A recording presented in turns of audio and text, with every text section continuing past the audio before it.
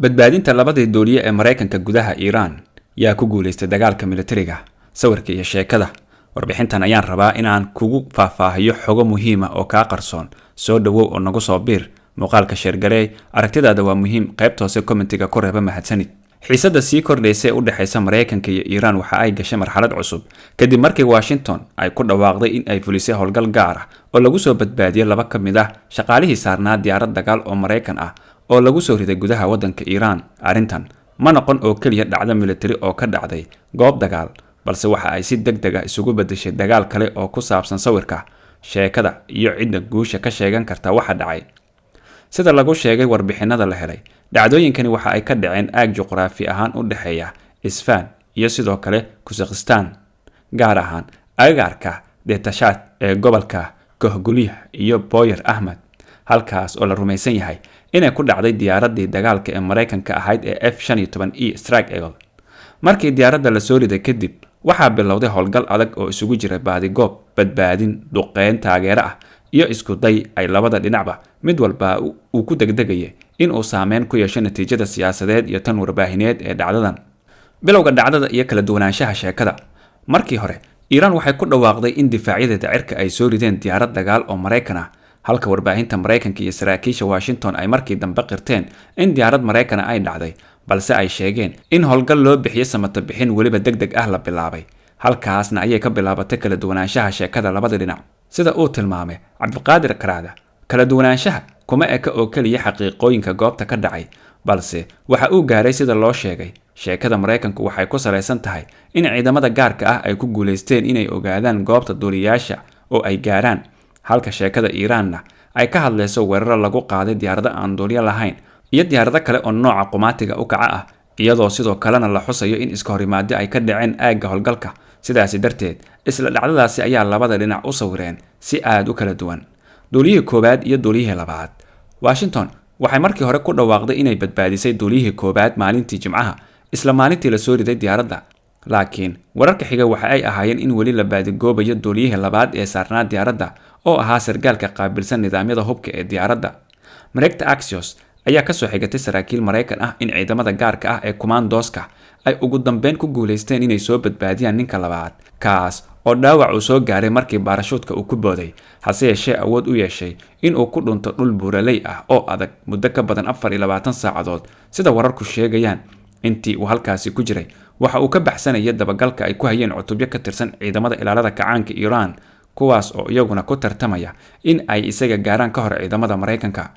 Warbaahinta Mareykanka ayaa sidoo kale sheegtay in sargaalkani uu isticmaalayay qalab isgaarsiineed oo ammaan ah oo si heer sare ah u qarsoon si uu ula xiriiro kooxaha samata bixinta ee Mareykanka, isaga oo buuraha ku dhuumanaya.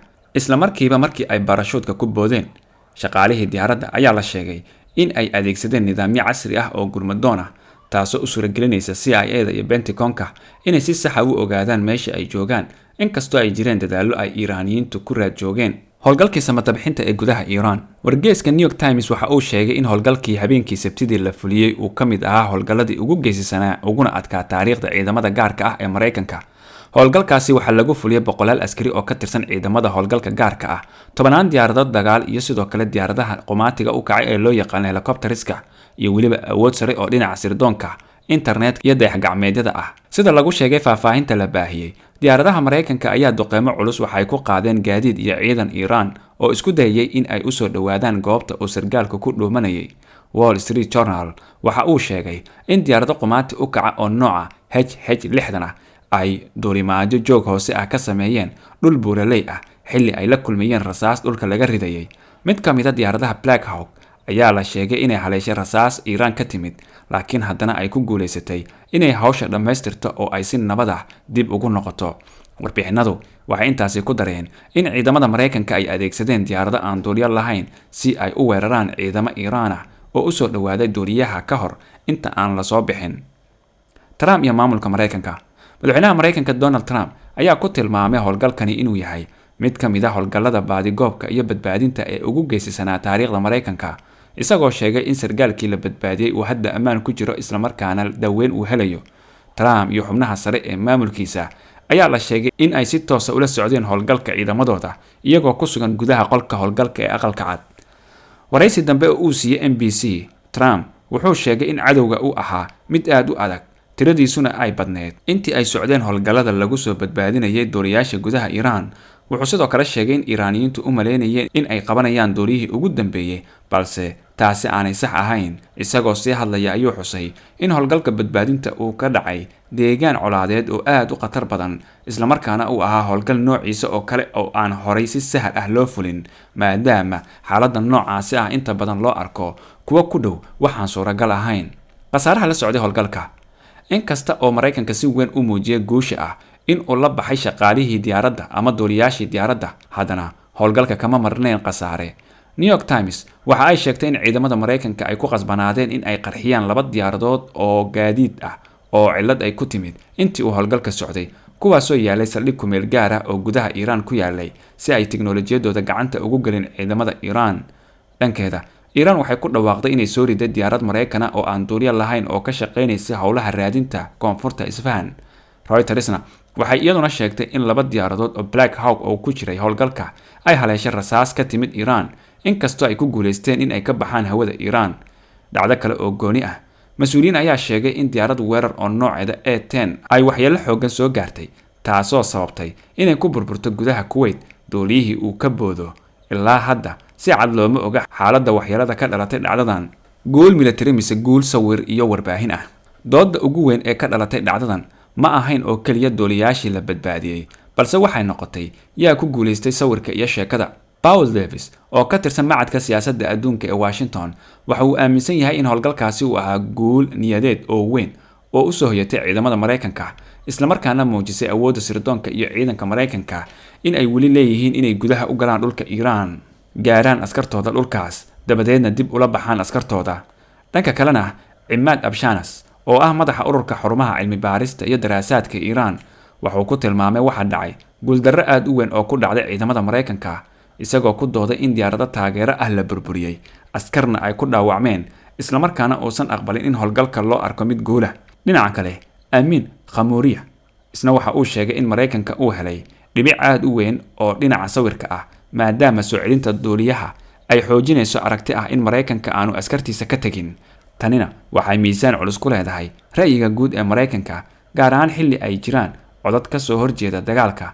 isla mar ahaantaasna waxa uu tilmaamay in Iran xitaa haddii ay ku guuleysatay inay soo rido diyaaradaha, haddana ay lumisay warqad siyaasadeed iyo warbaahineed oo aad u weyn, taasoo ahayd suurtagalnimada in ay gacanta ku dhigto duuliye Mareykan ah oo maxbuus ah. su-aasha xukunka hawada. dhacdadan waxa ay sidoo kale dib u furtay doodda ku saabsan cidda run ahaan xukunta hawada Iran.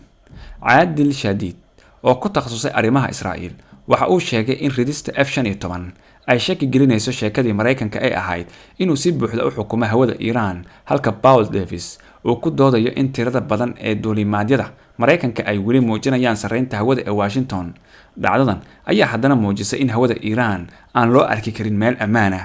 sidoo kale, gaanshaale dhexe Nidaal Abu Zayd waxa uu qabaa in guusha Mareykanka ee ah in uu gudaha Iran galo duuliyaashiisa ka soo saaro si weyn uga caraysiisay dhinaca Iran, maadaama Tehran ay horey ugu muujisay awood ay ku beegsan karto diyaaradaha Mareykanka. sida uu sheegay, joogitaanka diyaaradaha Mareykanka iyo weliba ciidamo dhulka ah gudaha Iran iyagoo fulinaya howlgal samata bixina waxay muujinaysaa in Mareykanka uu dib u muujinayo awood uu ku gaarayo bartilmaameedkiisa.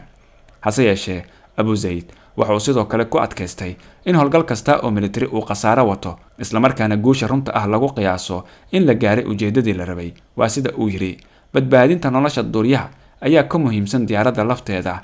marka aragtidiisa, Mareykanka waxa uu helay guul niyadeed, halka Iranna ay weeday sawirkii ay dunida tusin lahayd ee duuliye Mareykan ah oo la qabtay. ugu dambeyn, marka guud ahaan loo eego waxa dhacay, waxa ay muujinayaan 2 arrimood oo isku mar socda. midda koowaad waa in Iran ay weli awood u leedahay in ay khatar geliso diyaaradaha Mareykanka, taasoo dhaawacaysa sheekada ah in hawadeeda si buuxda loo maamulo. midda labaadna waa in Mareykanka weli leeyahay awood uu si qoto dheer ugu galo gudaha Iran, halkaas uu ka fuliyo howlgallo adag, isla markaana dib ula soo baxo ciidankiisa. sidaas daraadeed, haddii dagaalka militariga la eego, labada dhinacba waxa ay sheegan karaan wax guul u eg. Iran waxay oran kartaa, waxaan soo ridnay diyaarado Mareykan ah oo soo galay gudaha hawadeena, halka Mareykankana uu oran karo, waxaan ka soo saaray askarteeda gudaha dhulka cadowga. laakiin marka laga hadlayo dagaalka sawirka iyo sheekada, guusha ugu weyn waxay u muuqataa inay u janjeerto dhinaca awoodda inuu dadka tuso inuu weli askartiisa soo ceshan karo, halka dhinaca kalena uu waayay kaarka maxbuuska uu ka dhigi lahaa guul siyaasadeed iyo mid warbaahineed. Haddaba daawade, adigoo aragtidaada yaa ku guulaystay howlgalkii lagu badbaadinayay duuliyaasha? Ma Maraykanka mise Iiraan? qaybta hoose commentiga ku reebo. muuqaalka inaad la gareysanahay ilooba mahadsanid.